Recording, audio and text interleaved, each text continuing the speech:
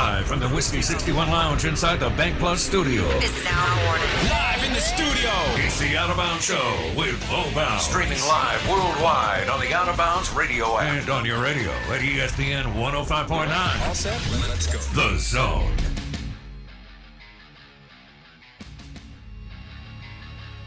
And good morning, good morning. The Out of Bounds Show, 105.9 The Zone, WRKS, ESPN. Thanks for listening to the show, and thanks for hitting the podcast on Apple Podcast and search the Out of Bounds Show. We'd love for you to go there and subscribe and dial into that after the show. The Out of Bounds podcast on Apple Podcasts. We're streaming live on the Out of Bounds radio app. SEC Insider Hit this morning is brought to you by Blue Cross Blue Shield of Mississippi. It's good to be blue. The official healthcare provider of the Out of Bounds Show. It was a wild weekend in the state of Mississippi as MSU travels down to LSU and upsets the LSU Tigers 44-34. And in doing so, KJ Costello threw for over 600 yards in he and Mike Leach's debut. We want to welcome in national college football analyst with ESPN. He is Tom Luginbill on the Coors Light guest line. Lugs, good morning, buddy. Good morning, man. How are you? Well, I'm doing great. Tell me what you think about KJ Costello and Mike Leach. Well, what did I text you this weekend? We were on the radio last week. I said, you watch, they're going to throw it at least 60 times. You did text me that. And I'll tell you, if he doesn't turn the ball over, he might have thrown it 70. So I tell you, it was a lot of fun to watch. I was so thoroughly entertained, and I was so thoroughly impressed. When you talk about an off season like we've had, and you have a coaching change, and you have a staff change, and you have philosophical changes and schemes and all the different things that require time to really gel and be at your best. To see them come out and perform in that manner, I just thought it was a remarkable effort. I think we all realize that there's going to have to be some semblance of balance in run game. I don't think you can sustain what they're doing for the entire season if you're going to rush for 9 yards. But I'll say this to that. When was the last time you saw a quarterback complete that many perfectly thrown deep balls in a single game? I was trying to go back, though. I can't remember the last time I saw something like that. Not in college football. No. It was unbelievable. It really was. Against, with receivers that nobody wanted, Tom. Right. Yeah. I mean, and, you get the Shavers kid that transfers from Alabama, so you knew you had a guy that's probably going to be pretty talented. So, yeah, there's a bunch of guys that offense, when it's humming, it's like a symphony. I mean, it really is. It's really impressive. So they're going to be able to throw the football most Saturdays, but you still all right. And if you take out the negative 38 yards from Costello, their rushing stats are a little bit different. Right. Where do you? I mean, you mentioned a little bit of balance. Now they did a shovel pass to Kylan that was a big play, but that counts as passing yards. But I mean, he caught it right beside the center. Sure. Tell me where you're going as far as mixing in enough run to get some semblance of balance. I think draw an inside zone, and just they don't have to have a full, slate of a power run game. That they're never going to have that. But I think they're good enough up front in the offensive line to get some push and to be able to provide production in the run game. And to be honest with you, I bet you at the end of the day, because Mike Leach has said this before, and he's not necessarily wrong. He goes, who cares about balance if you win the game? And listen, it's hard to argue with that, particularly off of this last performance. But there's going to come a point, too, where you're going to have to protect your quarterback a little bit, and you're going to have to find ways to offset the pass rush. Whether that's, I think the draw in that offense is a really, really fine play. So it's got to be maybe more of a concerted effort long term. And you're going to have games where, you know what, you play somebody, you're just flat better, and you can do whatever the heck you want. But then there's going to be some other games where that might not cut it, and you're going to have to come up with some other answers, and we'll see if those games unfold on the slate. Tom Luginbill on the Out of Bounds show. Knowing what you know about Leach, do you think he's willing to do what you just described? Sure, I've seen him do it before. I've seen him do it in games that I've broadcasted, where he gets a feel and he starts seeing a lot of people drop in 8 and rush in 3, and he's like, well, wait a minute, we got huge advantages in the box here, and you know we're gonna run it. We're gonna take an opportunity to force them to maybe have to walk somebody back down near the box, and now we get our passing advantage back. I think a lot of it is a counter to what people are doing, and he's waiting to see how they decide to defend him. And once he sees that, now he's more than willing to do it. I don't think there's any question about that. He's as diehard air raid as he is. He's one of the brightest people in football, like one of the brightest people in football. If you've ever had a chance to sit down with him, he's so intellectual about the game, but he doesn't let ego get in the way of how they're going to go about doing it. And I just think that he'll find a way. Now listen, one of the things we learned on Saturday, and God bless Kylan Hill. Kylan Hill probably came into this season going, oh man, you know, how am I supposed to be regarded as one of the best running backs in the country? All Kylan Hill did on Saturday was vastly up his NFL draft stock. Yes. Because he proved he can do the one thing that every back in the NFL has to be able to do. He proved he could be Clyde Edwards-Helaire. He proved he could be Alvin Kamara. He can do all of the things in the passing game, and he probably didn't realize it, but his draft stock is skyrocketing. Luginbill on the Out of Bounds show in the Coors Light guest line talking the Pirate and KJ Costello. Costello referenced how he couldn't throw a football a year ago. You referenced 2 years ago when he was really on his game at Stanford with us several months ago and how well he played when he was healthy. Did you believe that he could throw you mentioned him throwing the deep ball. He had 12 passes of 20-plus yards, Lugs. Did you think he could do that? Yeah, because I'd seen it in more of a traditional style of football. The one thing that KJ Costello has coming into this, he has a vast knowledge of the game of football. Let me tell you something. When you play under David Shaw, you are learning NFL concepts, and you are required to complete them, or you're not going to play quarterback at Stanford. The only thing that hindered KJ Costello is he's been injured a lot. He was injured in high school. He's injured at Stanford, so he's got to stay healthy. But he had thrown the ball enough, and certainly more than effectively enough, to be a guy that you could count on. I mean, he's probably the most gifted player, maybe outside of Luke Falk, who Mike Leach had at Washington State. He's probably the most gifted player that Coach Leach has had as far as just athletic skill set. Okay. So, I mean, where is this going? I mean, is KJ Costello capable through Leach and what he's already taken from David Shaw and Stanford of putting up huge numbers and parlaying this into somewhat of a high pick next spring? Yeah, he might be doing it on his way to a Heisman campaign if he keeps it up. I mean, let's just say on average, given that offense, you're going to throw minimum 375 to 4 on the low end every single week.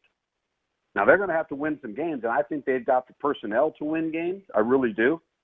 I think they're a lot better athletically. I think they're better up front than people think they are. I think they showed that on Saturday. But this could be one of those type of statistical years where if that's the approach they're going to take every week, then he's going to have a stat sheet that will not be able to be ignored. Tom Luginbill on the Out of Bounds show. We asked you this about Jerrion Ely several times. Who does Kylan Hill, now that you've been able to see that Kylan can catch the football and run after the catch, who does Kylan remind you of? He reminds me of Clyde Edwards-Helaire, who I touched on, and he also reminds me of Ronnie Brown, former Auburn. Oh, man, that guy could play. He's built like him, that thick lower body, powerful runner, great ball skills. So those two guys come to mind for me.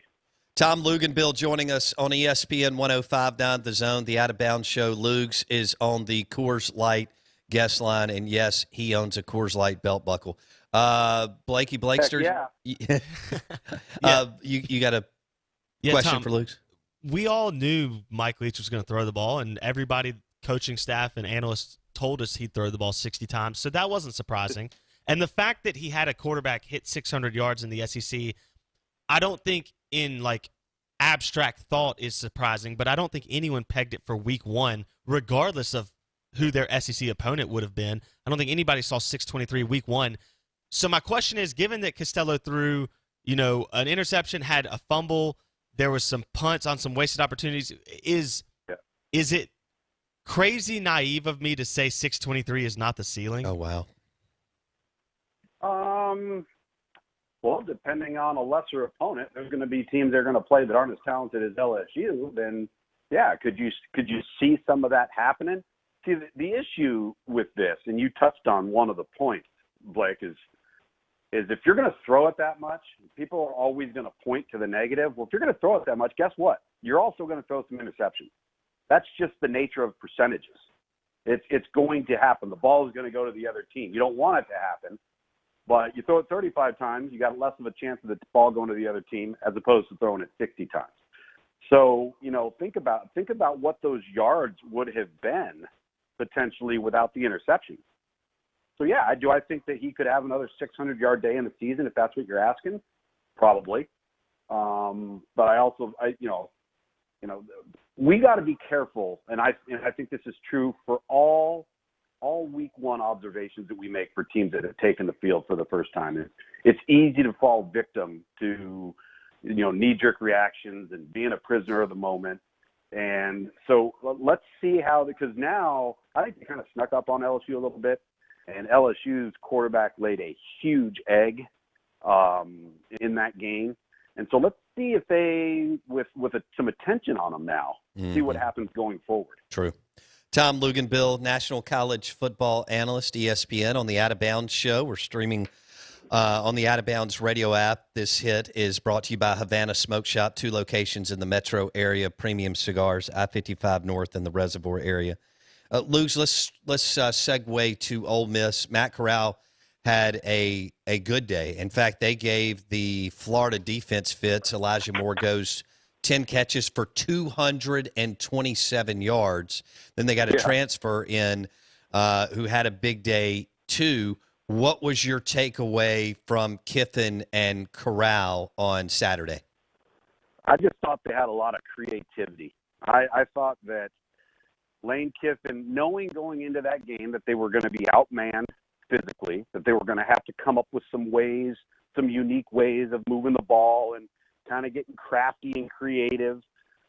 To me, I saw a lot of that. I saw promise in terms of what they're going to look like. Their offensive skill is pretty dang good. I understand that Florida was missing some guys on defense, lost a guy due to targeting on defense, but that was still an athletic, really good Florida defensive football team. I think Florida over the course of the season is going to be a really, really good team as the season unfolds. Mm-hmm. So we saw a glimpse of what Ole Miss's personnel is capable of. I mean, we really did. I think that they've got a chance each and every week to get better and better and better. What I saw a lot of the same things from Lane that he did with Blake Sims at Alabama, where you're creating matchups with your motion and your shifts and some of the things you're doing in the backfield to get that one-on-one throw, that one-on-one matchup that you want to get.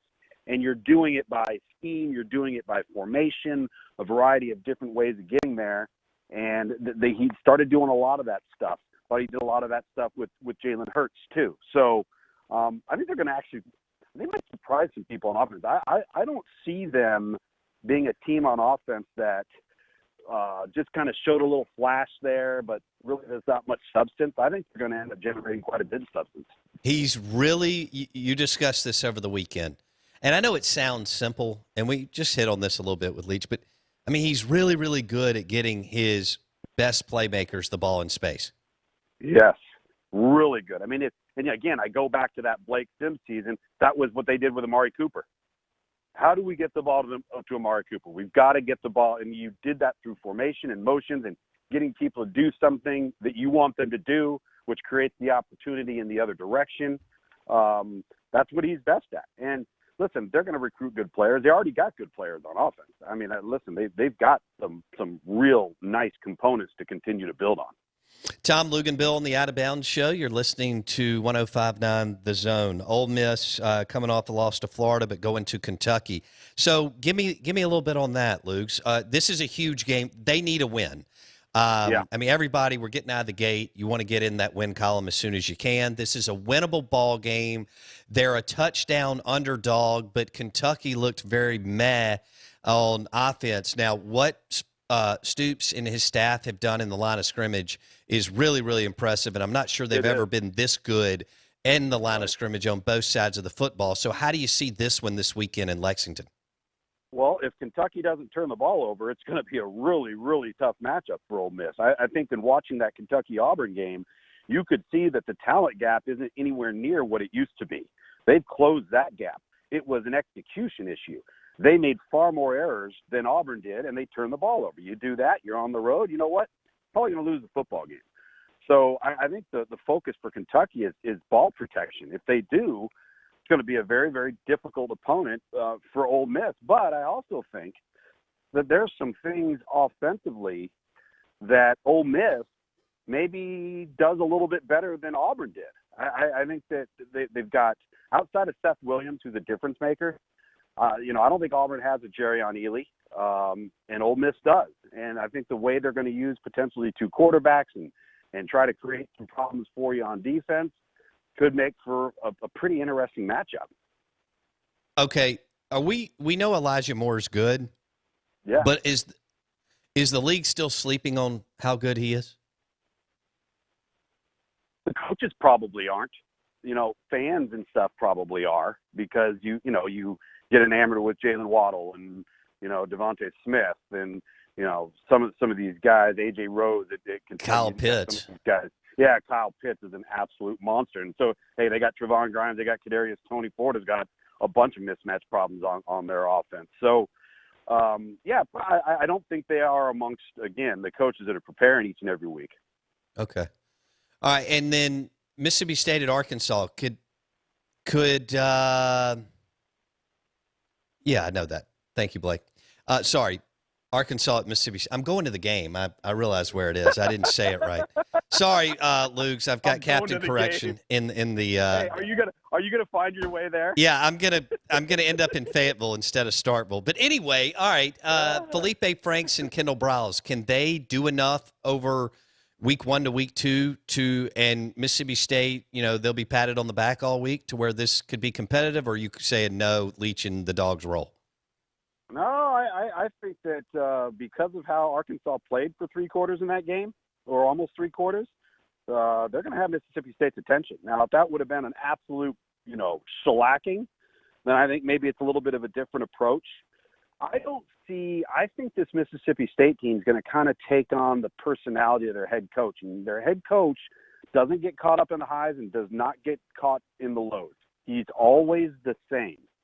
So I think you'll see that being preached in terms of the preparation throughout the week. Problem with Arkansas is it's a complete overhaul. It's a complete rebuild. I thought they played so much better than in any particular game they played a year ago. Yes. I had them twice a year ago. I saw how bad they were. But when you have Felipe Franks, you're going to have turnovers. And at the end of the day, that's the thing that really spelled doom for them, particularly on the pick 6 the other day, because they're all going all right. I mean, they were moving the ball and the game's in check. But you turn the ball over against Mississippi State and the offense they put forth last weekend, you're going to be in trouble. All right, we'll wrap it up with this. Auburn, Georgia. JT Daniels has now been cleared. Still don't know exactly what you have. How do you see this one that's been a great rivalry for years? Oh, gosh. I mean, I don't know about you, but I was disturbed by what I saw from Georgia offensively. I mean, they looked so out of sorts. They looked like they had quarterbacks that didn't belong in Division I football. So whether it's JT Daniels or Stetson Bennett, I don't know. I just know that defense is going to buy them some time. This thing's going to come down, in my opinion, it will come down to Bo Nix and ball security. If Bo Nix takes risks and throws the ball up for grabs, Auburn's going to lose, even if Georgia doesn't have a great offense on the field. Because that Georgia defense, I think, is going to put a lot of pressure on Auburn. So this one's going to come down to the growth that we've been asking about from Bo Nix. Can he kind of turn the corner and become that more consistently accurate player? And I think that will determine the outcome of the game on Saturday. And will Bama blow the doors off of A&M? Off of week one, it certainly would look that way. I don't know about you, but I kind of felt like Alabama looked like they'd played 3 games already. They looked really, really strong. And Texas A&M looked like they hadn't practiced at times.